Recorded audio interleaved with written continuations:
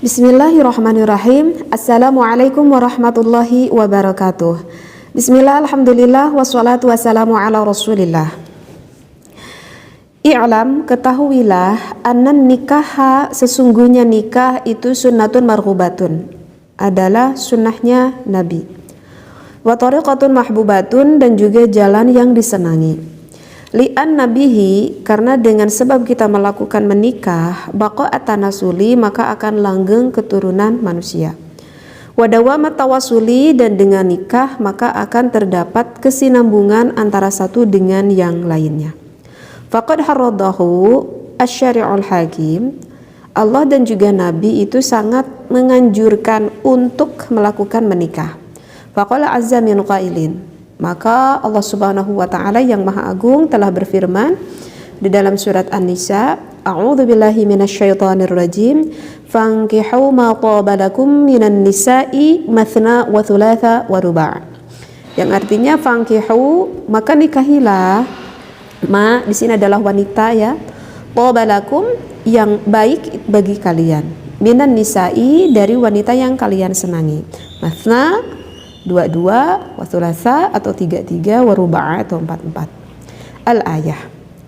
Waqala, dan juga Allah Ta'ala berfirman, A'udzubillahi minasyaitonir rajim, wa min ayatihi an khalaqalakum min anfusikum azwajan litaskunu ilaiha wa ja'ala bainakum mawaddatan wa rahmah. Yang artinya, wa min ayatihi an khalaqalakum min anfusikum, sebagian dari kekuasaan Allah adalah dijadikannya untuk kamu dari diri kamu, azwajan, pasangan kamu, litaskunu ilaiha, agar engkau tenang padanya, wa ja'ala bainakum mawaddatan wa rahmah, dan dijadikannya di antara kamu rasa cinta dan rasa kasih sayang. Nah, untuk pengkajian kitab Fathul Izar ini mungkin segini yang saya lughahnya atau yang saya baca keterangannya. Baik, akan sedikit saya terangkan apa yang sudah saya bacakan. Tadi ada kata pertama, i'lam, harus kita ketahui, anan nikaha, sesungguhnya nikah itu adalah sunnatun marghubatun, itu adalah sunnahnya Nabi. Maksud sunnahnya Nabi di sini bukan arti hukumnya itu adalah sunnah ya, bukan arti hukumnya itu adalah sunnah. Karena di dalam keterangan lain bisa saja ditemukan, misal di dalam kitab Qurratul Uyun, bahwa hukum menikah itu kita itu tergantung melihat akan individualnya seseorang gitu. Jadi hukum menikah itu bagi seseorang mungkin saja berbeda. Bagi seseorang mungkin saja menikah itu diwajibkan. Bagi seseorang menikah itu mungkin saja bahkan diharamkan, bisa dimakruhkan, sunnah ataupun menang. Jadi di dalam hukum menikah kita harus melihat dulu akan individu orang-orang tersebut begitu. Nah, bagaimanakah yang diwajibkan, haramkan? Jadi hukum menikah itu ada 5, ada wajib, ada haram, makruh, sunat ataupun menang gitu. Tapi di sini saya nggak akan membahas hukum yang 5 itu ya, karena ini terlalu menyebar gitu, karena di dalam Fathul Izar ini gak dikatakan bagaimana hukum dari menikah. Insya Allah kalau kapan waktu saya mengaji Qurratul Uyun, saya akan membahas akan hukum menikah tersebut. Jadi artinya di sini sunnatun marghubatun adalah pekerjaan, cek orang Sunda pada melan lah gitu ya. Jadi pekerjaan yang pernah dilakukan oleh Rasulullah Shallallahu Alaihi Wasallam, seperti itu ya. Jadi bukan artinya hukumnya adalah sunnah, bukan seperti itu. Jadi sunnah di sini adalah memang menikah itu yang pernah dilakukan oleh baginda Nabi Muhammad Shallallahu Alaihi Wasallam.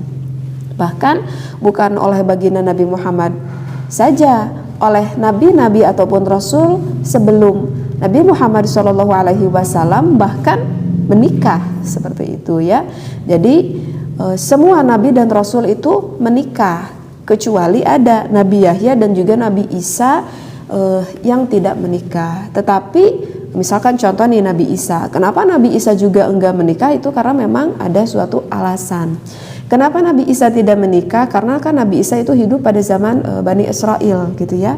Nah pada waktu itu, pada zaman Nabi Isa itu ada wanita-wanita Bani Israel itu tidak ada seorang pun wanita yang akhlaknya baik yang pantas untuk dinikahi oleh Nabi Isa alaihi salam. Nah, oleh karena itu Nabi Isa tidak menikah gitu. Karena pada waktu zaman Bani Israel sekali lagi wanita-wanita akhlaknya itu sangat buruk sekali. Nah, ibaratlah seperti itu begitu. Kenapa alasannya tidak menikah? Tetapi rasul-rasul yang lain semuanya menikah. Bahkan ini tertera ya di dalam surat Ar-Ra'd pada ayat ke-38, A'udzubillahi minasyaitonirrajim. Walaqad arsalna rusulan min qablika wa ja'alna lahum azwajan wa dzurriyyah. Sana dikatakan bahwa sesungguhnya kami telah mengutus beberapa rasul sebelum kamu dan kami memberikan kepada mereka istri dan juga keturunannya. Sehingga pada zaman nabi-nabi sebelumnya pun sangat menganjurkan sekali kepada umat-umatnya untuk melakukan menikah begitu. Jadi udah paham ya yang tadi dikatakan sunnatun marhubatun di sini. Nah, kita lanjutkan lagi. Wa tariqatun mahbubatun, dan juga menikah itu adalah jalan yang disenangi. Menikah itu kan ibadah. Nah, ibadah yang disenangi apa ya? Ibadah yang disenangi itu nikah. Karena kalau kita berbicara ibadah, kebanyakan baru dengar aja katanya ibadah, kebanyakan orang itu udah males banget mendengar kata ibadah gitu. Ya karena namanya juga ibadah gitu, pasti akan dihalangi, dirintangi dengan hal-hal yang tidak menyenangkan gitu ya, dengan hal yang ya gak menyenangkan gitu kalau di dalam ibadah, kecuali bagi orang-orang yang memang hatinya udah merasa dekat dengan Allah gitu, maka tidak akan ada rasa keterpaksaan ketika kita melakukan ibadah gitu ya. Kalau kita kan berbicara ibadah misalkan tahajud gitu, atau berbicara membaca Al-Quran, itu udah kebayangnya males gitu untuk melakukan ibadah seperti itu. Jadi kebanyakan orang untuk melakukan ibadah itu ya males gitu kan ya, dan banyak lagi berbagai alasan lainnya. Tetapi ada ibadah yang kebanyakan disenangi oleh orang-orang. Apa ibadahnya yang kebanyakan disenangi oleh orang-orang? Ya ini, nikah gitu. Kebanyakan orang yang belum menikah, misalkan pemuda gitu ya, atau para gadis, coba pada pengen gak nikah? Pasti jawab itu pada pengen nikah. Jadi memang menikah itu adalah ibadah yang memang disenangi oleh kebanyakan orang gitu. Kayak apa ya? Kayak ibadah haji loh. Kayak ibadah haji, kalau orang yang udah mampu untuk melakukan ibadah haji gitu kan, ataupun mau ibadah haji yang wajib ataupun yang sunnah misalkan umroh gitu, kebanyakan tuh orang-orang tuh pada mau melakukan ibadah haji, gak tahu kenapa pada mau. Oleh karena itu kan di dalam ibadah haji pun sehingga diakhiri dengan ikhlas gitu. Ibadah haji kan itu jelas sekali ikhlasnya karena Allah. Karena apa? Karena saking susahnya di dalam melakukan ibadah haji itu ikhlas karena Allah. Karena ya begitulah kebanyakan orang tuh pengen kan untuk melakukan ibadah haji. Nah jadi sekali lagi menikah itu adalah wa tariqatun mahbubatun, ibadah yang memang kebanyakan itu disenangi gitu. Li'anna bihi, dengan kita melakukan menikah baqa'atan nasuli, maka akan langgeng tuh keturunan manusia di muka bumi ini. Ya dengan menikah kan kita mempunyai anak gitu kan, sehingga kita punya anak, nanti anak kita punya lagi anak karena udah nikah, jadi kita udah punya cucu gitu ya, dan seterusnya, sehingga alhamdulillah peradaban manusia di muka bumi ini bisa langgeng dikarenakan ada pertikahan tersebut. Wadawamat tawasuli, dan dengan nikah itu akan terjalin kesinambungan antara satu dengan yang lain. Iya kan kita menikah nih dengan orang lain kan gitu. Kita awalnya nggak kenal sama suami kita, kedekatan bahkan bukan hanya dengan suami saja kan. Kita menikah kan suami kita punya keluarga, punya ibu bapak, punya adik, punya kakak, punya bibi, punya uwa, sehingga terjalin antara kedua keluarga, antara keluarga istri dan juga keluarga laki-laki, sehingga ada terjalin kesinambungan antara kedua belah pihak keluarga begitu. Jadi kita yang tadinya kepada mertua kita yang tadinya bukan siapa-siapa, sehingga berubah menjadi ibu dan bapak kita. Kemudian kita jadi mempunyai kakak ipar, jadi mempunyai adik ipar. Dengan apa itu? Dengan berkahnya kita melakukan menikah seperti itu. Jadi begitu artinya wadawamat tawasuli. Kemudian faqad haradahu asyari'ul hakim. Allah dan juga Nabi itu sangat menganjurkan untuk melakukan menikah. Nih, apa tuh di lafad harradahu. Lafad harradahu ini artinya adalah menganjurkan. Nah, ini bahasa harradahu ini memang ini kalau kita lihat dari nisbat hukum, menikah itu kan bukan sesuatu yang diwajibkan. Yang udah tadi katakan kan, menikah itu kan bisa saja bagi seseorang wajib, haram, makruh, sunnah ataupun wenang. Jadi bukan mutlak hukum menikah itu adalah wajib. Berbeda kalau kita berbicara dengan sholat gitu kan. Kalau sholat ya memang diwajibkan bagi setiap orang yang mukallaf begitu. Baik dia dalam keadaan sakit pun tetap kan kita melakukan sholat. Nah itu berarti udah mutlak banget hukumnya adalah wajib. Nah kata dari harrodohu ini itu dianjurkan gitu, dianjurkan. Jadi seperti mubalaghah lah kalau para santri bilang, artinya dibangetkan, dianjurkan sekali lah begitu jadi bahasanya. Jadi dianjurkan banget lah gitu, dianjurkan sekali. Walaupun hukumnya itu adalah bukan wajib mutlak, yang dianjurkan banget sekali. Nah itu kalau para santri bermakna di dalam lafaz harrodahu. Jadi sangat dianjurkan sekali oleh Allah dan juga Rasulnya untuk kita melakukan menikah. Diperkuat di dalam ayat Al-Quran yang menjadikan dalilnya ada di dalam surat An-Nisa misalkan. Di sini dikatakan fankihu, artinya fankihu adalah maka nikahilah. Maka nikahilah. Kalau santri berkata lafad fankihu, kalau ditanya itu sirohnya apa? Sirohnya itu adalah fi'il amar.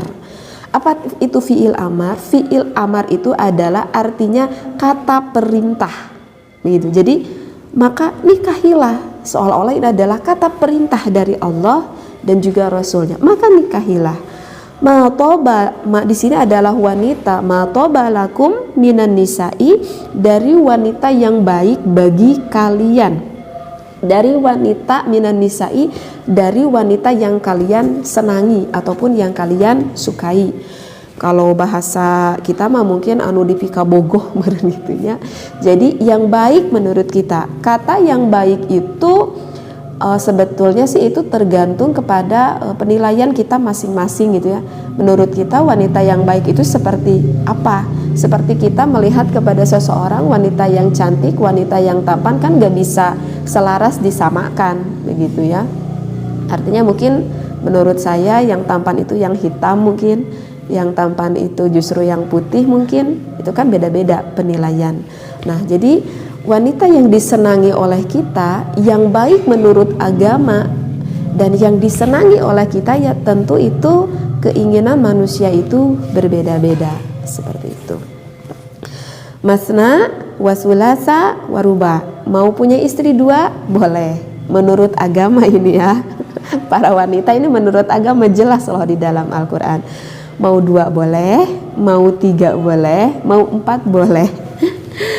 Ini sebetulnya kalau berbicara dengan surat An-Nisa ini keterangannya memang di dalam kitab Fathul Izar ini hanya dikatakan fankihu matobalakum minan nisa'i matsna wa thulatsa wa ruba. Mau punya istri 2, 3, 4 itu boleh. Tetapi ini ada ayat loh selanjutnya, hanya di sini enggak ditulis ayat selanjutnya. Sehingga para pendengar wanita agak rancu gitu ya mendengar kalimat mau punya istri 2, 3 dan ataupun 4. Kenapa nggak diteruskan ayat ini? Karena gini ya, kenapa di dalam kitab Fathul Izar ini hanya ditulis referensinya sampai waruba saja? Karena kan ini berbicara karena kan ini sedang berbicara menganjurkan kita untuk melakukan menikah kan? Tadi kan awalnya ini berbicara tentang menganjurkan menikah. Mana dalilnya? Ya ini dalilnya, fankihu, maka nikahilah gitu. Sehingga dengan sampai kata waruba pun sudah cukup, karena memang yang mau dibahas adalah maka nikahlah kan seperti itu. Sedangkan untuk kelanjutannya, kalau kalian merasa tidak sanggup untuk berlaku adil, misalkan punya istri 2, 3 ataupun 4, fawahidah, maka ya 1 saja gitu. Nah, untuk ayat selanjutnya itu akan beda lagi pembahasan. Karena kan di sana dikatakan kalau kamu gak merasa sanggup adil, nah itu udah lagi beda keterangan. Nah, itu nanti akan mengatakan keterangannya mungkin seperti apa hak istri, apa hak suami, apa kewajiban istri, apa kewajiban suami, seperti itu. Nah, nanti akan berbeda lagi hukum yang akan diterangkan. Kan ini tadi lagi menerangkan, menganjurkan kita untuk melakukan menikah, ya udah sampai ayat begini pun cukup, seperti itu. Jadi udah paham ya kenapa musannif yang mengarang ini kitab tidak melanjutkan ayat sampai fawahidah seperti itu. Karena takutnya tuh para perempuan kalau nggak selesai nerangin ini takutnya agak sedikit rancu nih katanya, misalkan gitu, ada hadis seperti itu. Baik, masih ada satu dauhan Allah Ta'ala ya. A'udzubillahi minasyaitonirrajim wa min ayatihi an khalaqalakum min anfusikum. Ini dengar nih artinya ya, dengar artinya. Sebagian dari kekuasaan Allah adalah dijadikan untuk kamu dari diri kamu. Kalau misalkan saya adalah seorang laki-laki begitu ya, kalau saya adalah seorang suami, sebagian dari kekuasaan Allah dijadikan untuk kamu, menunjuknya ke sini ya, artinya kepada suami ya, dijadikan untuk kamu dari diri kamu, dijadikannya untuk kamu dari diri kamu.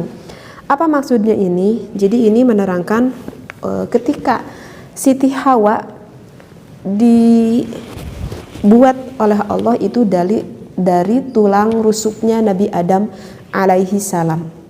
Jadi Siti Hawa itu diciptakan oleh Allah dari tulang rusuknya maaf. Jadi Siti Hawa itu dibuat atau diciptakan dari tulang rusuknya Nabi Adam alaihi salam. Tetapi ini tidak bisa dijadikan hujah hukum yang mutlak. Artinya misalkan gini, kalau misalkan seorang istri gitu yang dikeresain oleh Allah misalkan menikah 4 kali gitu ya. Sehingga wanita itu bertanya, saya menikah 4 kali, kalau gitu saya tulang rusuknya dari suami yang mana? Gitu kan. Bisa saja kan ada timbul pertanyaan gitu ya dari wanita seperti itu begitu ya. Jadi ini tidak bisa dijadikan hujah secara mutlak. Hanya adalah secara keumumannya itu adalah seperti itu gitu. Kalau diibaratkan contoh yang lain misalkan gini, ada keterangan ar-rijalu qawwamuna 'alan nisa, bahwa wanita itu pemimpin bagi wanita. Berarti kan yang namanya pemimpin itu menandakan bahwa laki-laki itu lebih mulia daripada wanita. Tetapi ini nggak bisa dijadikan secara afrodiyah, artinya tidak bisa dijadikan hukum untuk pasti seperti itu untuk seseorang laki-laki itu lebih daripada wanita gitu. Kalau misalkan ada laki-laki nih sekarang gitu ya, terus kalau dibandingkan dengan Siti Khadijah lebih mulia mana? Ya tentulah lebih mulia siapa? Lebih mulia Siti Khadijah gitu daripada laki-laki pada zaman sekarang misalkan gitu. Kalau dibandingkan dengan Siti Fatimahuz Zahra, kalau dibandingkan dengan Siti Rubi'atul Adawiyah, itu lebih mulia siapa? Ya lebih mulia beliau lah gitu ya. Karena beliau-beliaulah seorang wanita waliullah seperti itu. Hanya saja kebanyakan ataupun keumumannya seperti itu. Nah, ibaratnya kurang lebih lah seperti itulah ya. Jadi maksudnya dari untuk kamu dari diri kamu itu adalah itu gitu ya. Karena kalau yang bisa kita ambil hikmah dari ini gitu, kenapa Siti Hawa itu dibuat dari tulang rusuknya Nabi Adam alaihi salam, kenapa tidak dari tulang kakinya misalkan, ataupun kenapa tidak dari tulang punggungnya Nabi Adam alaihi salam misalkan. Karena ya kalau misalkan Siti Hawa itu dibuat dari tulang punggungnya Nabi Adam, berarti kan beban seorang wanita itu akan terasa lebih berat. Sedangkan kan dari keterangan yang menjadikan tulang punggung keluarga itu siapa? Ya suami kan. Seperti itu. Yang wajib mencari ipekah siapa? Kan suami kan. Karena itulah wanita itu tidak dibuat dari tulang punggungnya gitu. Kenapa enggak tulang kaki misalkan? Karena kan kalau dibuat dari tulang kaki, karena kan secara logika kaki itu tempat kita selalu menuju kemanapun kan kita menggunakan kaki. Suami mencari nafkah, suami mencari kemaslahatan yang lain menggunakan kakinya. Kalau begitu nanti terasa akan beban lebih berat bagi seorang istri. Karena itulah wanita dibuat dari tulang, artinya Siti Hawa itu dibuat dari tulang rusuknya Nabi Adam. Tulang rusuk kan adanya di dalam untuk kesinambungan misalkan jantung ataupun organ-organ tubuh yang ada di dalam Nabi Adam itu, dari organ-organ dalamnya gitu ya, untuk melindungi itu tulang rusuknya itu. Jadi ini menandakan kalau tulang rusuk itu kan akan mudah sekali patah gitu ya, akan mudah sekali patah. Ya memang sesuai dengan tabiat wanita gitu ya, karena wanita kan 80% itu lebih tinggi akan emosionalnya, artinya akan hatinya seperti itu. Berbeda dengan laki-laki, justru laki-laki itu 80% menggunakan logika akalnya. Ya begitulah Allah ciptakan, perbedaan itu adalah untuk saling melengkapi antara suami dan juga istri. Oleh karena itu kan kalau suami memberitahu kepada istrinya walaupun istrinya salah, itu kan harus benar-benar pintar gitu kan suami, agar tidak terluka hatinya sang istri, karena ya memang begitulah sifat wanita. Tadi dari tulang rusuk yang mudah patah, sehingga kalau di papagahan mencek orang masuk babarian nyeri hati, merbai nangis gitu kan. Nah seperti itu ya, mungkin itulah hikmahnya gitu, kenapa Siti Hawa dibuat dari tulang rusuk Nabi Adam alaihi salam gitu. Jadi untuk melindungi yang bagian dalam gitu. Kenapa? Jadi azwajan, pasangan kamu, litaskunu ilaiha, agar engkau tenang padanya. Tuh di sini kan juga diperjelas agar engkau tenang padanya. Maksudnya agar engkau itu siapa? Maksudnya di sini ada agar engkau itu adalah suami. Kan ketika suami di luar sana dia mencari ifkah dengan berbagai kesulitannya seperti itu kan, dengan capeknya, dengan segala kesulitannya, begitu dengan lelahnya, begitu. Mungkin saja di dalam pekerjaannya ada kekecewaannya seperti itu. Enggak selalu mulus juga kan di dalam mencari rizki. Sehingga ketika pulang dari rumah suami, ada istri di rumahnya, istri yang bisa mententramkan, menenangkan hati dari seorang suami. Makanya di sini dikatakan litaskunu ilaiha, agar engkau tenang padanya. Wa ja'ala bainakum mawaddatan wa rahmah, dan dijadikan di antara kamu saling mempunyai rasa cinta dan rasa kasih sayang.